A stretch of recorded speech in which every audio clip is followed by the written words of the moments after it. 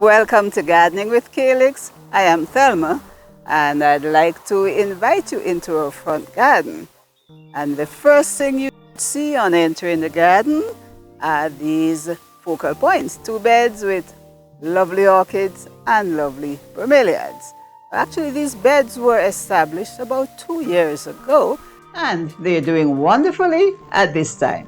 For those of you who may not have seen the establishment videos, I'm going to take you back in time a bit and show you how these lovely plants developed over the period of time. So please keep watching.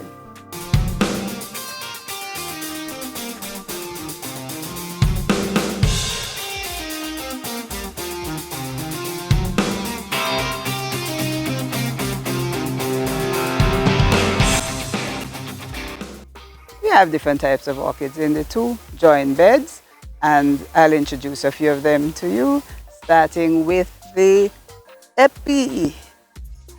Now, a fellow YouTuber referred to her Epis as the Epidendrum Empire. Now this one, she's very elegant and she blooms essentially year-round. We loved it so much that we have 2 other pots, and I plan to put a 4th pot at the end of this bed. So Epi, spectacular orange color. Next to the Epi is a yellow cymbidium, which is just blooming out. The next feature is this tree trunk, which is covered in oncidium plants. This oncidium now, if I were to count, I think I see at least 30 spikes coming out, and they're going to be in full bloom in about 2 months' time. And I will certainly bring that to you.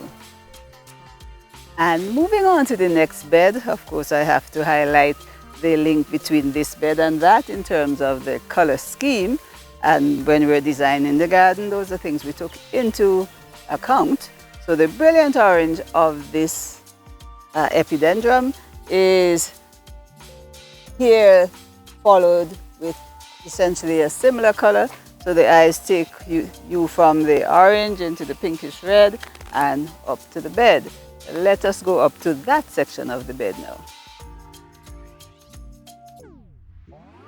Another Epi, smaller one, but it too will get as large and elegant as the other one I just showed you. This wonderful one, this is a single plant. These are 2 spikes. See the size of these spikes? Now I will share with you that what I've been looking at very carefully over the last few months is where these orchid plants are putting out their roots, because propagation. Now let me show you, it's actually clearer to see on this one. Look at this spectacular, what color would you call this? Not just purple, there's an iridescence about it that really is appealing. So this plant, it has sent out multiple roots, and guess what? As soon as she stops blooming, I'm going to get additional plants from her. I really like this one. It has a nice rusty, almost burgundy color. And I mean, the range of colors in this bed, they're all brighter colors that I selected. Notice I haven't gotten a white as yet, working on that one.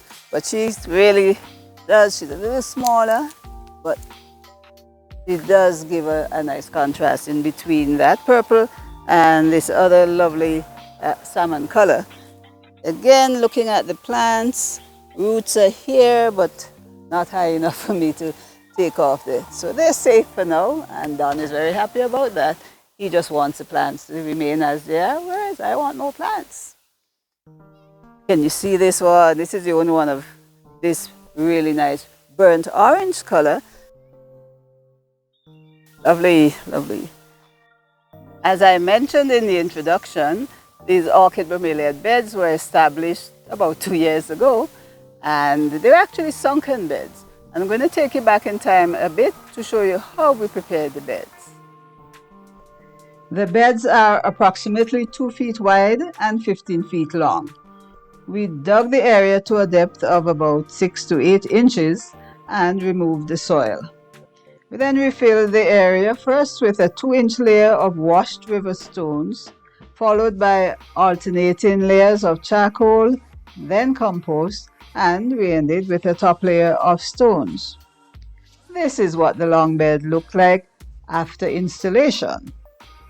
It made excellent progress, and here it is, looking wonderful at 18 months and even better at 25 months.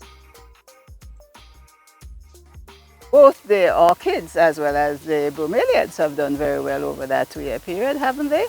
Well, to achieve that, we followed a maintenance program which we had covered in a second video, and I'll cut through to that to give you a quick summary. We watered the beds every 2 to 3 days during the drier months. Just slowly, not watering the leaves. We would make sure that the water penetrates through to the compost layer. This gravel and the charcoal layer would allow the water to drain freely, but if you recall from the establishment video, there is a very thick, very nice 3 or 4 inches layer of compost, which while it does not keep water for long, it retains sufficient water over a 2 or 3 day period. So in the dry weather, we would water every 2 or 3 days, and certainly if it's raining, we would not water. Now, notice I had watered the beds, but there are plants with roots exposed, and especially in the early stages too, these plants would not have been sufficiently established to extract their own water from the air. So, especially if it's a hot, dry day, on a daily basis, I would provide the roots with a nice mist of water. To supply the plants with nutrients, we use 2 types of fertilizers, soluble and slow release. In the early stages of growth, I applied 1 teaspoon of 20-20-20 foliar fertilizer per gallon of water. By the end of the first year, I had gradually increased this rate to 2 teaspoons per gallon of water. But for a more sustained source of nutrients, especially for the other plants in the bed, I applied the 14-14-14 NPK slow release fertilizer every 2 months in the first year. But in the second year, I switched to a slow release formulation that is higher in phosphorus and potassium to promote blooming. So that's the watering and the fertilizing routines. We had also mentioned that there were some issues with slugs and snails, but frequent treatment of metaldehyde bait kept those under control. And as to the weeds we mentioned, really, we just pulled them up as they came, and after a while there are no signs of weeds.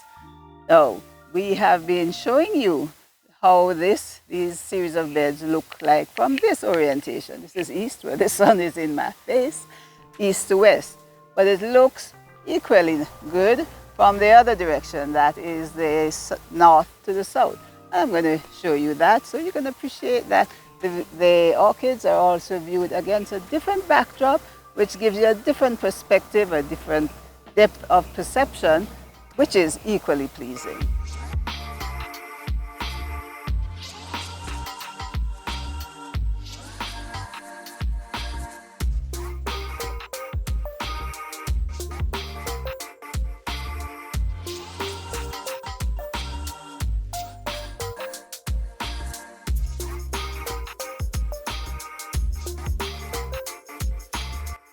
No, I know a lot of you love orchids. No surprise that you do. Look at them.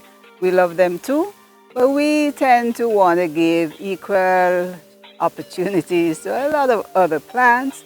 So that's why we don't feature them every week. Because, I mean, we could, but that's not what we're here to do. We're here to showcase a lot of tropical fruits, vegetables, and ornamentals, orchid just being one of them. So if you like this video, please let us know, give us a like, share it with your friends, and until the next video, I am Thelma in the Orchid Bromeliad patch, and I haven't forgotten the bromeliads. We're going to get to them soon, but until that time, you take care. Bye-bye.